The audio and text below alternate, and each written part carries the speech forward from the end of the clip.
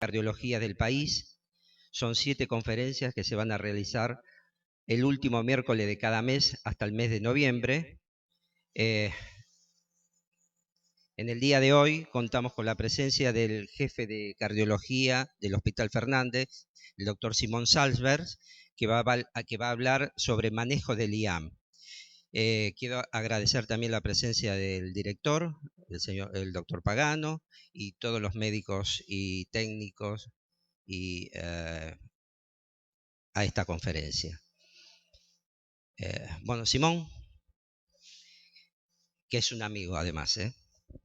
Gracias, Vicente. Bueno, por supuesto que quiero dar las gracias por la invitación y felicitarlo básicamente a Vicente porque estuve viendo el programa y está trayendo realmente los referentes en cardiología y tuvo la gentileza además de traerme a mí. Pero bueno, siempre hay alguien que escapa a la regla. Pero realmente es un lujo para un hospital municipal. Digo esto porque yo hace muchos años que estoy en otro hospital municipal y no es fácil traer gente de la talla que está trayendo. Así que bueno, espero que lo disfruten. La idea es hablar ahora unos minutos, unas horas, sobre este tema que son los síndromes coronarios agudos. Y yo creo que, o sea, lo que me parece a mí es que, y va a ser el núcleo de la charla, es que esto no es patrimonio exclusivo de los cardiólogos, ni de los, y menos de los cardiólogos que hacemos o hicimos unidad coronaria. Porque fíjense que es la causa de muerte, tanto en hombres como en mujeres, es la enfermedad cardiovascular, la mayor causa de muerte. ¿Y qué pasa en nuestro país? Y 1 de cada 3 se va a morir de enfermedad cardiovascular. Y cuando hablamos de enfermedad cardiovascular, la mitad de los que se van a morir por enfermedad cardiovascular se van a morir por enfermedad coronaria. Y tenemos 2 tipos de síndromes coronarios. Uno es el estable, el paciente que tiene una molestia, que siempre la tiene de la misma forma, que hace más de 3 meses que la tiene, que es el crónico. Yo no me voy a referir a ese, yo me voy a referir a esto, a lo que es el síndrome coronario agudo. ¿Y qué es el síndrome coronario agudo? Bueno, aquel paciente que en los últimos 3 meses ha empezado con dolor precordial, ha variado, ha empeorado su dolor precordial, ha modificado, pero en los últimos 3 meses. Algunos hablan de últimos 2 meses. Este es el paciente caliente, que quema, que es el que tiene que pesquisar otro médico y no un cardiólogo. Ustedes recuerdan cómo era la fisiopatología, mucha gente que anda caminando por acá tiene placas en las arterias coronarias, y juega al fútbol y hace todo y no tiene problemas, pero un día se levanta y le pasa esto, se le rompe esa placa y se forma un trombo, un coágulo. Ese coágulo puede ser no oclusivo, no, puede no tapar del todo las arterias, o las puede tapar del todo. No sé si se ve bien, por ahí tengo un poquito de luz acá. ¿Ven que esto tapa todo? Si no tapa todo y si acá hubiera un pedazo de miocardio, ¿qué le va a pasar a ese miocardio? Va a tener isquemia, va a tener isquemia y algún grado de necrosis. Acuérdense que cuanto más evoluciona el diagnóstico bioquímico de necrosis, mayor es la gente que nosotros enganchamos con necrosis. ¿Qué quiere decir esto? Que al principio había una CPK, y bueno, había pacientes que por ahí tenían algo de necrosis chiquitita y nosotros no la detectábamos. Hoy con las troponinas, de eso vamos a hablar un poquito más adelante, enganchamos con la troponina ultrasensible, creo que se muere un miocito y ya decimos es un infarto. Tiene toda una connotación, pero bueno, por eso pongo algo de necrosis. Pero ¿qué pasa si el miocardio que está acá estaba recibiendo sangre bárbaro, pero de repente se le tapa una arteria, se le ocluye una arteria coronaria? Si se le ocluye, ¿qué va a pasar? Necrosis directamente, necrosis. Acá hay necrosis. Entonces, la fisiopatología del síndrome coronario agudo, de fisiopatología vamos a hablar esto solo, se fisura la placa, se adhieren las plaquetas, importante para el tratamiento, pensar en eso, se activan las plaquetas, se agregan y se ocluye. Esta es la fisiopatología del paciente que tiene un síndrome coronario agudo. Y esto es un continuo. Nosotros tenemos que cortar esto en el tratamiento para evitar males peores del paciente. Y esto es lo que le pasa a un paciente. ¿Ven que esta era la placa antes de morirse? Claro, después formó el trombo, ocluyó, mató al paciente. ¿Y cómo es el asunto entonces? Bueno, siempre hay un accidente de placa.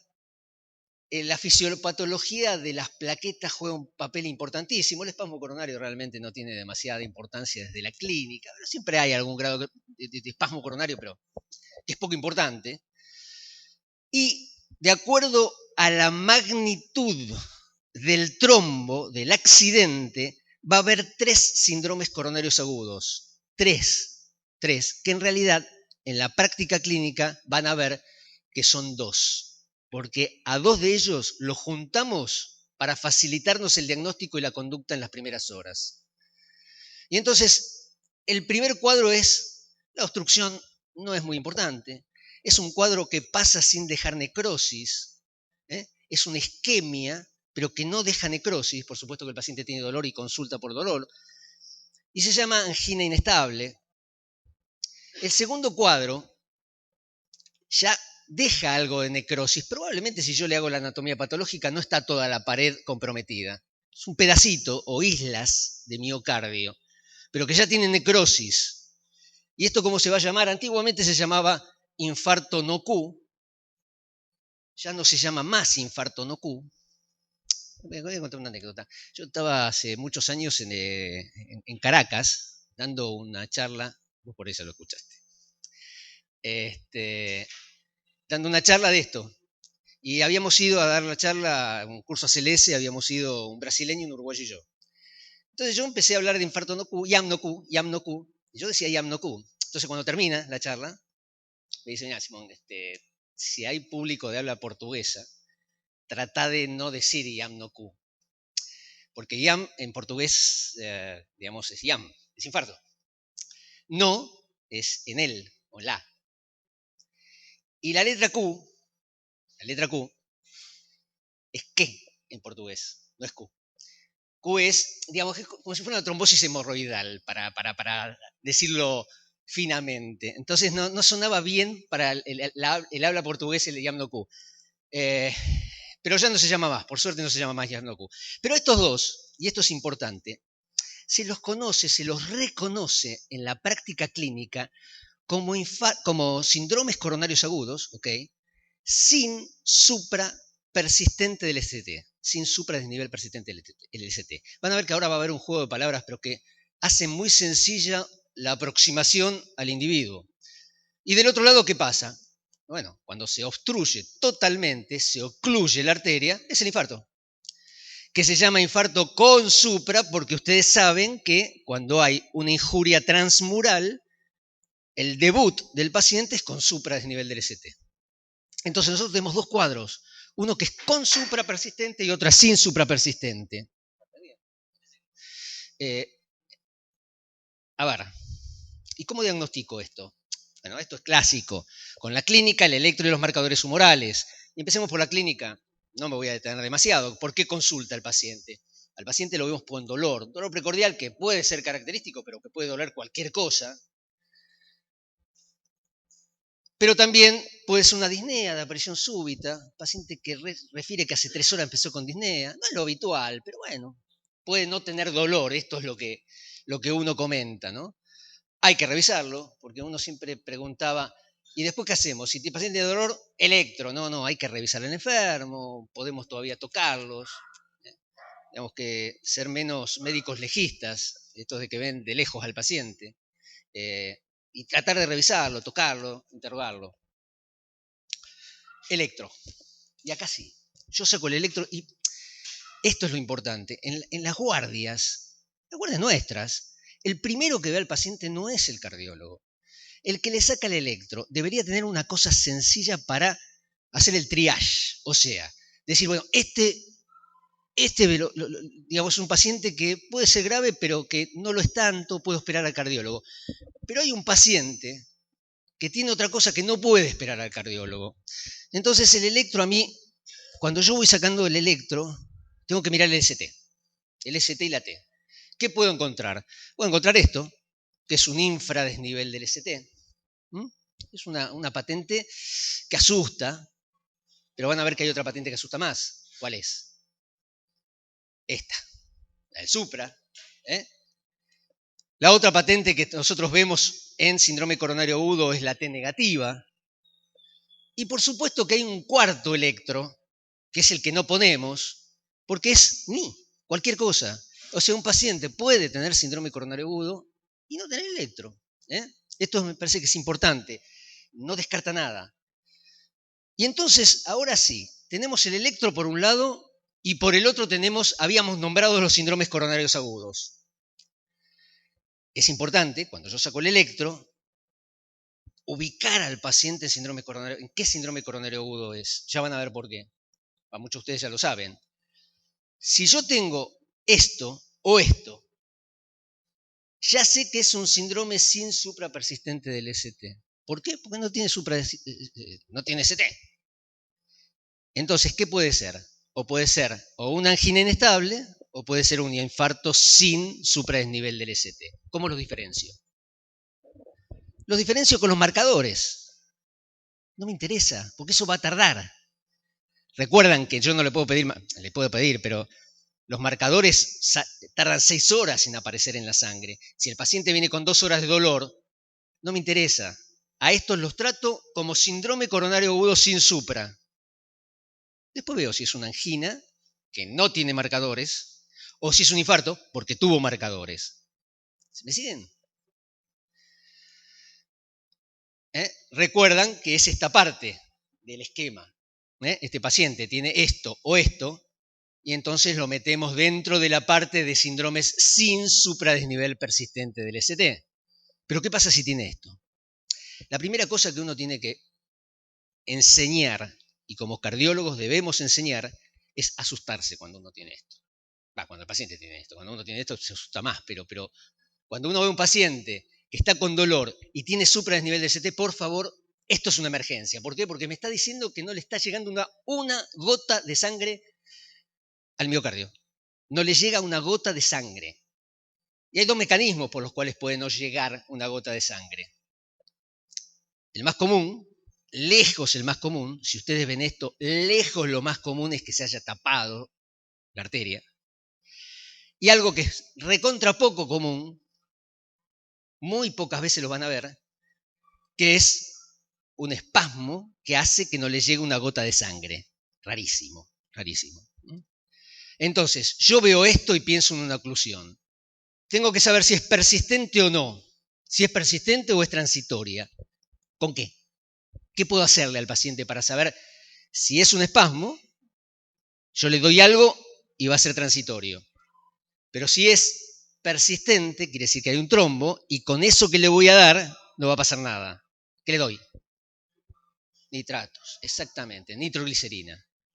Yo le doy nitroglicerina, si ese supra era por espasmo, rarísimo, ¡pling!, le cae, se me fue el dolor. Habitualmente, en un infarto, no se ve el dolor. Entonces, si es persistente, mi diagnóstico es infarto, y si es transitorio, creo que la fisiopatología era un espasmo, pero bueno, lo trato como ¿qué? Como sin suprapersistente. Lo dejo. Con respecto a los marcadores, voy a ser muy puntual. ¿Qué le pido yo al paciente? ¿Qué marcador me ayuda? Hay una cierta confusión, hay un montón de marcadores, pero estos son los más importantes, la ACK y la troponina. ¿Cuándo pido cada cosa? La ACK aparece a las 6 horas. Antes de las 6 horas no tiene sentido. Yo me acuerdo que hace muchísimos años nosotros llegaba el paciente con dolor, le hacíamos EBK, era normal, y se iba a la casa. Claro. Antes de las 6 horas no aparece, es la celeste. Me estoy refiriendo a la curva, no a la pastilla. Ya vamos a hablar. Claro, la CPK tiene muchos falsos positivos, por eso se utiliza la CPK-MB, pero que también tiene falsos positivos. Y acá quiero hacer un comentario. Es decir, la CPK es muy útil, la tenemos que seguir usando, porque me marca necrosis en el cuadro este. Me marca necrosis. Pero me marca necrosis, otra vez voy al concepto de la CPK, es grosera.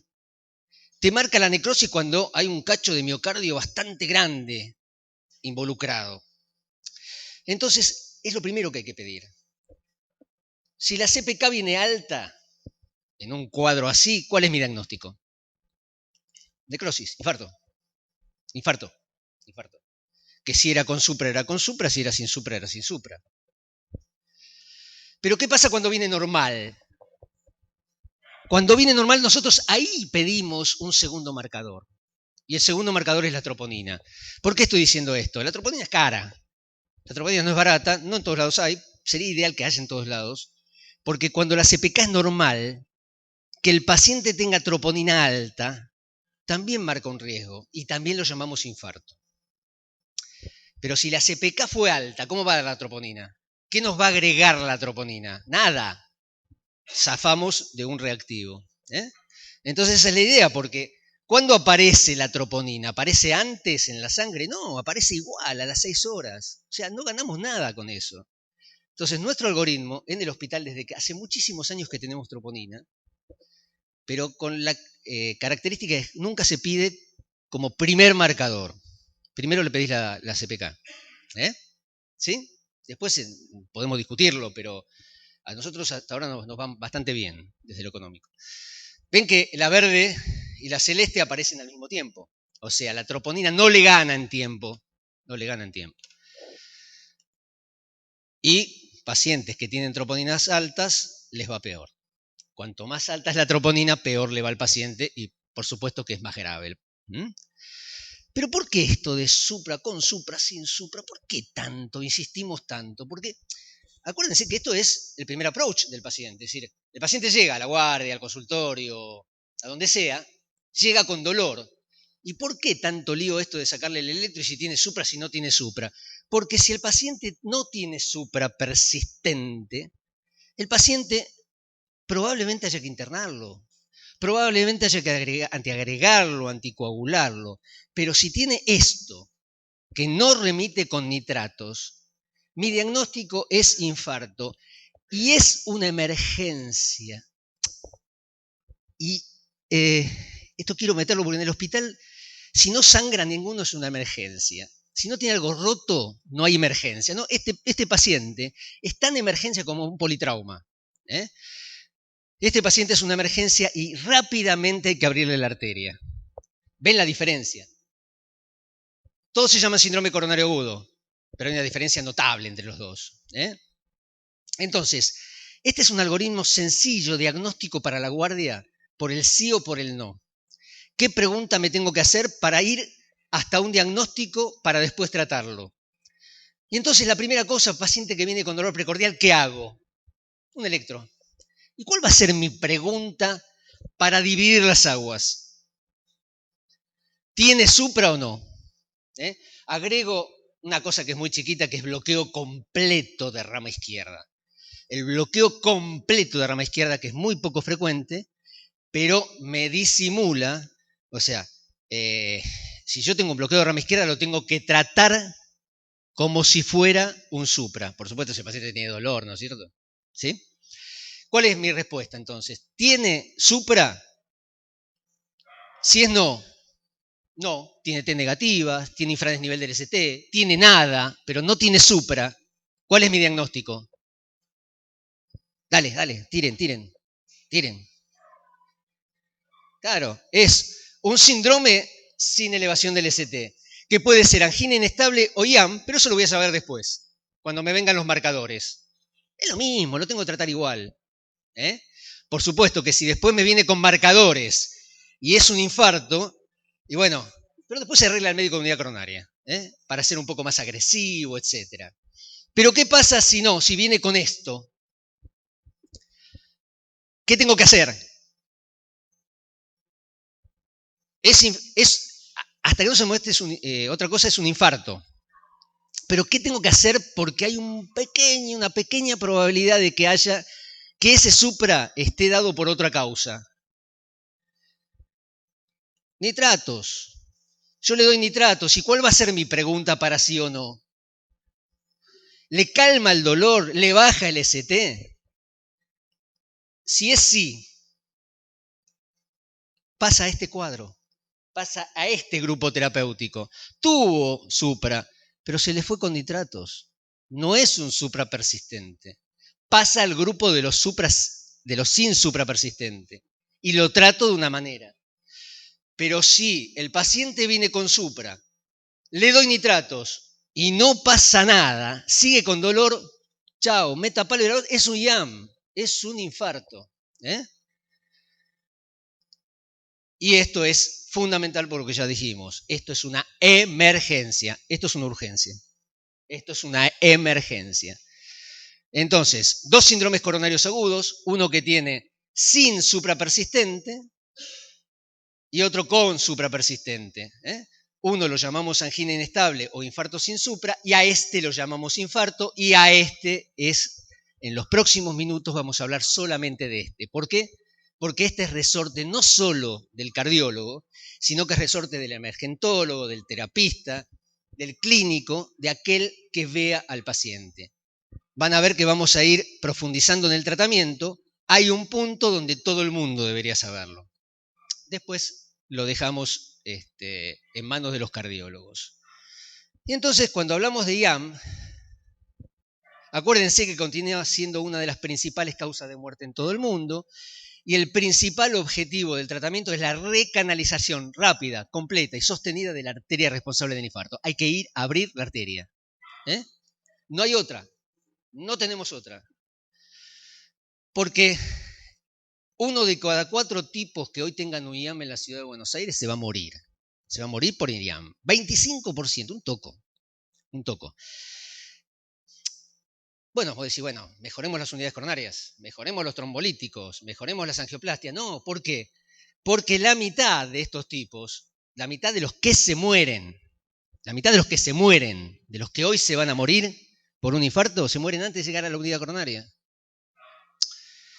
¿Sí? En la unidad coronaria bajó muchísimo la mortalidad con la angioplastia, etc. Pero no la bajó afuera. Entonces, y un tema que estábamos hablando recién con Vicente y con el director del hospital, el tema de la RCP, que no me voy a meter porque puedo llegar a estar 2 horas con RCP, pero que es fundamental como comienzo del tratamiento del infarto, saber hacer RCP, saber desfibrilar, conocer un desfibrilador automático, porque de eso se muere el infarto. El infarto se muere de FB, no se muere de infarto masivo. El concepto de infarto masivo, el paciente se murió por un infarto masivo, es como que igual no había nada que hacerle, si lo sacamos, igual se iba a morir porque no le quedaba miocardio. No, no es eso. La mayor parte, lejos de los pacientes que se mueren en la calle con un infarto, se mueren de FB, con infartos chiquititos. Lo cual es tremendo, ¿no? Son infartos, son corazones demasiado sanos para morir, ¿no? Como decían los viejos cardiólogos. ¿Cómo hago el diagnóstico? Con 2 cosas nada más. Paciente que viene con dolor, que no remite con nitratos y tiene supra del ST en 2 derivaciones contiguas. Muy sencillo, sumamente sencillo. No tengo que darle vuelta. A ese paciente hay que hacer todo para abrirle la arteria. Entonces, lo diagnostico con estas 3 cosas, sabiendo de antemano que los marcadores me van a servir para después, para la evolución del enfermo, pero no se los tengo que, no tengo que esperarlos. ¿Sí? Hace 15 días, 15, nada más, en mi hospital, un paciente con supradesnivel del ST, dolor, supradesnivel del ST, el médico que lo vio no llamó al cardiólogo, yo tengo 2 cardiólogos de guardia, no lo llamó, le pidió troponina y esperó el resultado de las troponinas. ¿No? Entenderán que es una barbaridad, pero bueno, se sigue pasando, por eso uno sigue insistiendo en esto. La clínica del infarto pues, es la misma, ¿no? La clínica, el paciente debuta con dolor, un dolor de reposo. No me voy a meter demasiado en esto. ¿Y qué van a ver en el electro? ¿Qué van a mirar en el electro?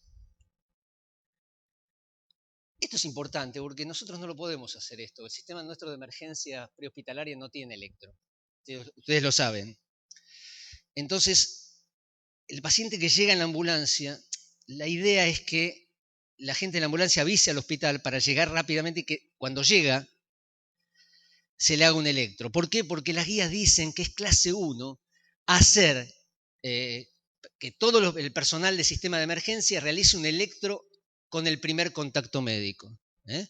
No dejarlo esperar. El primer contacto, cuando el paciente dice, tengo dolor, ahí listo le estamos poniendo los electrodos. Y esto es lo que puedo ver. Esto es un electro difícil de ver, porque es sutil, pero fíjense la cara inferior. Cuando uno mira de 2, de 3 y ABF, el punto J es como, siempre digo, uno imagina un electro, lo imagina con cuerdas como los marineros vieron que hacían el cuadrito del ancla con cuerdas. ¿Cuerdas es? Soga, sí, cuerdas, ¿no? Imagínense que ese complejo QRS está hecho de soga. Es como que alguien, el infarto es como que alguien agarra la T como manija y la tira para arriba. El primer signo va a ser una T picuda, nunca lo vemos, porque son los primeros 5 minutos, 10 minutos, nunca el paciente viene en eso. Pero después, cuando sigue tirando, miren cómo levanta el ST. El ST y el punto J. El punto J es la unión entre el QRS y el supradesnivel y el ST. Y acá se ve más claro. ¿Sí? Esto es supradesnivel del ST aquí. Por supuesto que hay un infraespecular, pero ese supradesnivel del ST nos está indicando una emergencia. Ese paciente rápidamente hay que hacerle algo. No se lo puede dejar esperando en la sala de espera. Esto es lo mismo, pero de la cara anterior. ¿Ven? Todos los médicos que podemos tener un approach con la guardia, con la emergencia, deberíamos estar entrenados en esto. No parece ser muy difícil. Por supuesto que como todo en medicina hay casos que lo podemos discutir 2 horas, pero esto es típico. Y entonces ahí sí, ¿qué marcadores humorales le pido? ¿Qué le pido? ¿Qué le pedirían a este hombre? Mujer, mujer. CPK y CPK-MB y nada más, nada más. Y nada, se lo das al laboratorio y seguís trabajando con el paciente, ¿no? Nada, bien, claro que sí. Puse acá la mioglobina, la TGO y la LDH, yo soy de esa época, que le pedíamos TGO y no se rían. Bueno, a mí me lo contaron. No, pero sí, esto sigue estando, CPK y CPK-MB, es lo que hay que pedir. Y entonces, ¿cómo trato? ¿Qué hago? ¿Qué hago con este paciente? Estamos hablando de síndrome coronario agudo con supra persistente del ST. ¿Cuál es mi objetivo? Yo quiero traer esta diapositiva muy vieja, pero que a mí me encanta porque es de los europeos. Los europeos tienen, la Sociedad Europea de Cardiología, tiene un concepto interesante de lo que es la medicina, ¿no? Porque cuando uno entra a la Sociedad Argentina de Cardiología o cualquier revista, dice, ¿cuál es el objetivo del tratamiento del infarto? Es este. Terapia de reperfusión, si tiene arritmia, tratarle la arritmia, si tiene insuficiencia cardíaca, tratarle de la insuficiencia cardíaca. Bueno, después hay una etapa tardía, que es el tratamiento de las complicaciones tardías, a la semana, al mes. Pero siempre se olvidan de esto, que es prevenir o tratar la muerte súbita. El tratamiento completo del infarto es eso. Cuando yo estoy frente a un infarto, no me puedo ir a buscar a alguien y dejarlo solo. Porque ese paciente tiene altas chances de morirse de FB. Entonces, todos deberíamos saber, otra vez insisto y discúlpenme, porque si no, podemos tener la mejor hemodinamia del mundo, pero ese paciente no llega a la hemodinamia. Llega a anatomía patológica. Y entonces empezamos con el tratamiento. ¿Qué le doy? ¿Qué hago? ¿Qué hago? ¿Qué hago? La primera cosa, acá vamos a hablar solamente el tratamiento que ha demostrado disminuir la mortalidad, no vamos a hablar de todo. Y empezamos con los nitratos que no demostraron disminuir la mortalidad. ¿Y por qué? Porque el nitrato es útil en el diagnóstico diferencial. Yo no puedo ponerle el sello de que es un infarto si no le di nitratos. Porque imagínense que si es un espasmo coronario, yo le estoy metiendo trombolíticos, o sea, un espasmo coronario, no tiene mucho sentido. Entonces, le tengo que gotear nitroglicerina. ¿Y cómo hago? Se la goteo a esta dosis, o lo ideal es en bomba, pero si no, se puede gotear tranquilamente como lo goteábamos antes, con microgotero. Ponemos 50 miligramos, esto cada uno lo prepara como quiere, pero la dosis es de 6 a 600 microgramos minutos. Por supuesto que también le puedo dar el famoso Isordil. Esta diapositiva la puse cuando el Isordil había desaparecido del país. y lo podía decir con nombre comercial, ahora volvió. Nitrato isosorbide, el que se da debajo de la lengua. Acuérdense que si el paciente está hipotenso, no se lo puedo dar. Si el paciente tiene bradicardia, muy importante, ojo, porque lo hipotenso y no puede hacer taquicardia refleja para conservar el volumen minuto. Si sospecho que tengo un infarto del ventrículo derecho, esto es muy poco probable. ¿Y qué otra contraindicación tiene? ¿Se acuerdan? ¿No vieron esto? ¿No vieron esto? ¿Esto alguien tiene que ceder? ¿No se acuerdan cuando a Jack Nicholson le están poniendo, le preguntan qué toma? Y el tipo dice, no, Lipitor. ¿Y qué más? No sé qué otra cosa le dice. ¿No toma Viagra? No tomo Viagra. Ah, no, bueno, bárbaro, porque lo que le estamos pasando puede ser, si toma Viagra puede ser fatal. Y ahí se arranca todo. Es una escena fantástica de esto. Bueno, en realidad, el uso de sildenafil en las últimas 24 horas y el tadalafil en las últimas 48 contraindican los nitratos. ¿Qué antiplaquetario uso? Traje esto para recordar, todos lo saben, cómo es el asunto. Las plaquetas se pegan, se pegotean. ¿Y cómo puedo actuar? A través de estos mediadores. Puedo actuar a través del ácido araquidónico con la aspirina. Puedo actuar por esta vía. ¿Con qué? Con los famosos P2 y 12, que son el clopidogrel, el ticagrelor y el prasugrel. ¿Sí? O puedo directamente inhibir que se peguen las plaquetas por los receptores comunes, finales, por los 2B3A. Esto es uso de hemodinamia, no lo voy a hablar. Esto sí lo tenemos que usar en la guardia. Tenemos que inhibir las plaquetas, acuérdense de la cosa fisiopatológica. Y entonces, ¿qué tengo que hacer? Tirarle aspirina. Le di nitratos, confirmé el infarto, le tengo que dar aspirina. ¿Cuánto? 3 aspirinetas. Nosotros no tenemos esta dosis, esto es americano. No tenemos 3,25, bueno, le damos 3 aspirinetas, ¿sí? Masticables. Y después lo que podemos usar es esto, que es clopidogrel. Lo único que voy a decir de clopi es, si el paciente va a tratamiento fibrinolítico, o sea, con drogas, necesita usar 300. Si va a hemodinamia, tiene que usar 600. Cada comprimido tiene 75 miligramos, o sea, usa 4 o usa 8. Entonces, lo ideal para un hospital que no tiene hemodinamia, como no sabes qué le vamos a hacer, es darle 300. Si después va a hemodinamia, adentro de hemodinamia le darán 300 más. Pero sí 300 de clopi, o sea, aspirina y clopi a todos. Pero lo más importante es esto. El tiempo es músculo, hay que ir a abrir la arteria. Hay que ir a abrir la arteria con algo rápido, eficaz, con lo mejor que tenga. Este es el concepto de acá, hasta que finalice la charla. El concepto va a ser lo mejor que podamos hacer por el paciente. No hay una cosa mejor. Cada paciente tiene una estrategia de reperfusión ideal para él. Entonces vamos a ver que hay 2 estrategias. Una es la fibrinolisis y otra es la angioplastia. Fibrinolisis. Tema fibrinolisis. ¿Qué fibrinolítico uso? El que tenga. No importa el que tenga. Acá lo importante no es qué fibrinolítico, sino cómo lo hago. Yo tengo un montón de fibrinolíticos. Nosotros en la Argentina tenemos, prácticamente en todos los hospitales, espero, tenemos streptokinasa. ¿Sí? Bueno, la streptokinasa dada al paciente adecuado en el tiempo adecuado es fantástica. Es fantástica. Entonces, ¿por qué pasa esto? Miren esto. Horas desde que empezó el paciente hasta que yo le di el trombolítico. Y acá es la vida que salvo con el trombolítico. Salvo vidas con el trombolítico. Ya no es síntomas, son vidas. Entonces, si yo lo doy en la primera hora, miren la cantidad de vidas que salvo, 3.000.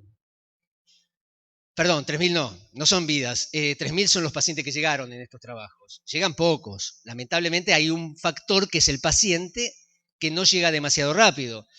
Pero si yo me demoro, miren cómo voy perdiendo vidas, y hay un cálculo, no importa, 1,6 vidas pierdo por cada 1.000 pacientes que trato por cada hora que yo me demoro. O sea, no es lo mismo, porque este concepto lamentable de la ventana de 6 horas, dio la sensación de que era lo mismo dar un trombolítico a un paciente, con un infarto estoy hablando, en la primera hora que en la tercera hora. No, no es lo mismo.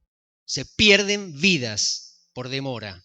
En la primera, un trombolítico en la primera hora puede abortar el infarto. Sí, claro, sí, puede abortarlo. Y la eficacia, este es un concepto importante, la eficacia disminuye con el tiempo. El trombo se va consolidando y es más difícil romperlo con un fibrinolítico. Este es un trabajo muy viejo, pero que es interesante, porque no importa qué trombolítico se le daba, pero miren la mortalidad de 4.3 si se lo di a las 2 primeras horas, a 8.9 si se lo di, no importa qué trombolíticos, se lo di en las 4 o 6 horas. Esto sí se lo tienen que acordar, lo tienen que tener en un smartphone. No se lo puedo dar el trombolítico, ahí sí o sí tengo que ir a angioplastia, no tengo otra alternativa si el paciente tiene stroke hemorrágico alguna vez en su vida o tuvo un stroke isquémico en los últimos 3 meses. Si el paciente está sangrando en este momento, si sospecho firmemente disección aórtica o si tengo algo es decir, algo en el cráneo, digamos, para hacerlo más simple, o un TEC, o una neoplasia, o una lesión vascular conocida. Porque lo peor que le puede pasar al paciente con un infarto es generarle una hemorragia cerebral. Afortunadamente es muy poco frecuente, pero si ya tenés un antecedente es preferible no usarlo. Después hay contraindicaciones relativas que no importa. Si el paciente está hipertenso, bajémosle la presión y le damos trombolítico igual. Por supuesto que en la angioplastia primaria, estos son casos. A ver, acá es una coronaria derecha que está ocluida, la baloneamos y aparece esto. O tengo una descendente anterior que está ocluida, la baloneo y aparece en toda su dimensión. Claro, uno ve esto y es fantástico, realmente es lo mejor. Cuando ve los resultados de los trabajos que compararon angioplastia con fibrinolíticos, y le va mejor a la angioplastia. Menos muerte, menos shock, menos insuficiencia cardíaca, menos recurrencia, siempre le va mejor al paciente. Pero conceptualmente, en esos trabajos era fibrinolítico versus angioplastia hecho en tiempo y forma. Una angioplastia hecho dentro de 6 horas no tiene valor. No la podemos comparar con un trombolítico hecho ahora. Esto me parece que es importante porque se magnificó mucho el tema de la angioplastia, ¿no? Parece que la angioplastia es la mejor para todos. No es para todos, ni para todas las situaciones. ¿Por qué? Porque es mucho mejor en cuanto a que abre más arterias, tiene menos ACV, pero esto es importante. Hace falta centros especializados con especialistas. O sea, un trombolítico lo hace hasta un cardiólogo, debe ser fácil. En cambio, la angioplastia hace falta un entrenamiento previo. Es bastante más difícil. Acuérdense que llegan pocos números de pacientes y hay pocos centros en el mundo que tienen angioplastia. Ahora vamos a ver una diapo de eso. Entonces, y para ir cerrando, tenemos un paciente con infarto. Cuando estamos frente a un paciente con infarto, tenemos que generar una estrategia de reperfusión. A ver qué es lo mejor para ese paciente. Entonces, ¿qué dicen las guías? Que si estamos en un hospital con angioplastia, o podemos estar en un hospital sin capacidad de angioplastia. Si tengo angioplastia y puedo entrarlo en menos de 90 minutos, joya, le hago una coro y decido tratamiento médico, angioplastia o cirugía. Es mucho más sencillo. Pero ¿qué pasa si tengo un hospital que no tiene angioplastia? Tiene 2 posibilidades. O le hago trombolíticos y después veo qué hago, o le hago una angioplastia. O lo derivo para angioplastia. ¿Qué hago? ¿Qué tomo en cuenta para decidir? Porque el que va a decidir es el médico que está frente al infarto, que no necesariamente es un cardiólogo o un tipo que esté muy entrenado. Hay 2 o 3 cosas que hay que saber en esto, que es bastante sencillo. Con 5 puntos que yo evalúe, ya puedo decir qué va a ser mejor para el paciente. Y esos 5 puntos es ¿Cuánto hace que comenzaron los síntomas? ¿Menos de 3 horas o más de 3 horas? ¿Cuál es el riesgo del infarto? ¿Es un infarto extenso o es un infarto chiquitito? ¿Cuál es el riesgo de sangrado? Ya van pergeñando al paciente. No, bueno, este tiene esto, tiene el otro. Bueno, tiempo de traslado a un centro con experiencia. Y, por supuesto, si tiene disponibilidad 24 horas, que es más o menos lo mismo. Y yo hago un esquema mental. Ojo, no hay un parámetro. Al final de estas cruces, ustedes van a decidir en ese paciente qué es lo mejor. Y yo tengo un paciente que empezó antes de las 3 horas. ¿Sí? ¿Cuánto hace que empezó el dolor? Y 1 hora y media. ¿Hacia cuál me inclino? A un trombolítico. Acuérdense que estoy en un hospital sin hemodinamia ya. Y es un parámetro. Pero resulta que el paciente tiene un IAM extenso. Pará. Entonces, por ahí era mejor un ATC. ¿Sí? Si es un infarto inferior de media hora de evolución, por ahí le puede ser un trombolítico. Pero pará, ¿tiene riesgo de sangrado? Y sí, tiene riesgo de sangrado porque es una mujer, porque es flaquita, porque tiene insuficiencia renal. Es mejor una angioplastia. Si tengo que trasladarlo y tengo un traslado, digamos, mayor de 90 minutos, es preferible hacerle acá un trombolítico que mandarlo. Y por último, si tengo disponibilidad de ATC, por supuesto que es mejor ATC. A ver, ¿cuántos centros en nuestro medio tienen posibilidad de ATC primaria? En nuestro medio, en el municipal. 5 que funcionan habitualmente 3. No, Ramos Mejía no tiene. Santoyani. Bueno, en orden de importancia, nah. El Fernández, el Argerich, sí. Y si no lo digo yo, ¿quién lo va a decir? No tengo bola. De 24 horas estoy hablando. De 24 horas tenemos. Claro, de 24 horas. Claro, pero es importante saberlo porque está dividido por zonas esto. Teóricamente deberíamos respetar las zonas. Entonces, en la zona 1 está el Fernández. Después está el Santoyani, está el Mejía y el Durán. Como 24 horas. ¿Dije el Argerich? Sí, Argerich, perdón. Argerich. Eso claro. 5 son. Fernández, Argerich, Santoyani, Durán. 4. Después tienen hemodinamia. El Ramos Mejía tiene hemodinamia. El Rivadavia tiene hemodinamia, pero hoy no están trabajando 24 horas. De cualquier manera, da la sensación de que alcanzan tranquilamente. Si laburan 24 horas, estamos bien, porque el paciente puede llegar en un tiempo adecuado. Si quieren después lo charlamos, pero el problema no es el traslado. Claramente nosotros lo hemos estudiado, ahora van a ver. No es el traslado, es el diagnóstico. Entonces, en Estados Unidos, y esto es 2013, solo una minoría de los hospitales tienen hemodinamia, o sea que estamos bien en eso. Deberíamos estar bien. Claro, a veces la solución está muy lejos. A veces estamos en ciudades, claro, no es lo mismo. Yo esta charla la di hace 3 meses en Montevideo. En Montevideo es mucho más fácil llegar. A veces es cierto, no tenemos lo mejor para trasladarlo y podemos tener algún inconveniente. Pero bueno, independientemente de eso, también tenemos estas ambulancias y deberíamos todos pretender, todas las ambulancias del sistema deberían tener desfibriladores. Y digo deberían no porque no los tengan, porque algunos se las han choreado. Pero en todos los hospitales debería haber ambulancias con desfibrilador, que es lo único que se necesita para trasladar. Es lo único que se necesita para trasladar. No se necesita una móvil, porque además ustedes entenderán que si yo tengo que esperar que venga la móvil desde el Ramos Mejía, no sé dónde hay, en el Ramos Mejía, ¿no? Hasta que llega acá fue tarde.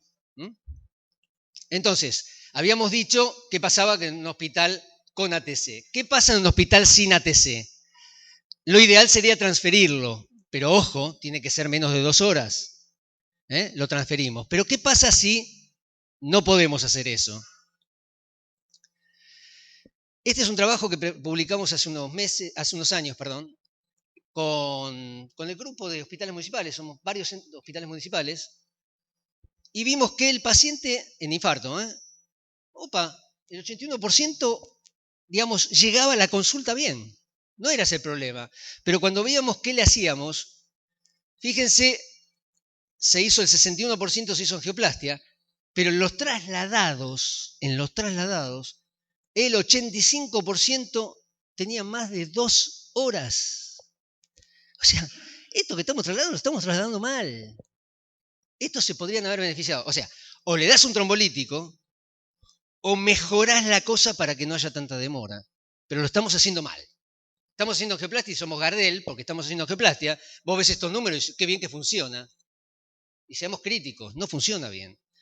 Porque la mayor parte de los pacientes trasladados, que no eran muchos, pero los trasladados se hace fuera de tiempo.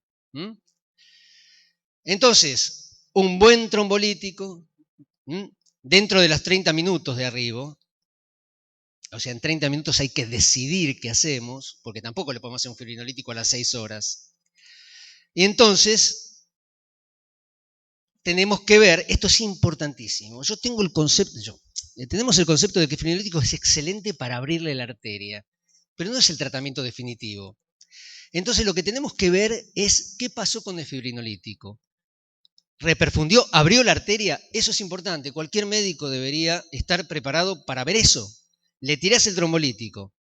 A la hora y media, 2 horas, tenés que ver si se le fue el dolor, si le bajó el ST. Se llama síndrome clínico de reperfusión, porque te divide las aguas. Si el paciente tiene síndrome de reperfusión negativa, o sea, el paciente, vos le diste el trombolítico, sigue con dolor, sigue con supranivel de ST, rápido derivalo. Eso se llama angioplastia de rescate. Pero ya es rápido, quiere decir en 1 hora, 2 horas. No es tan dramático como la angioplastia primaria.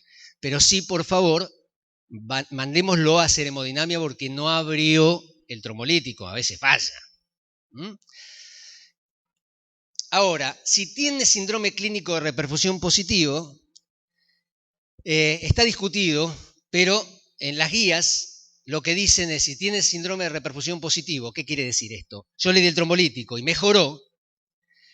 Tranquilo, 3 horas, 4 horas, no importa, pero mándenlo a un centro con hemodinamia, que al día siguiente lo estudien. El trombolítico no es la cosa definitiva. Esto es discutible, esto es clase 2A, pero dice que esta estrategia después de un fibrinolítico exitoso es buena.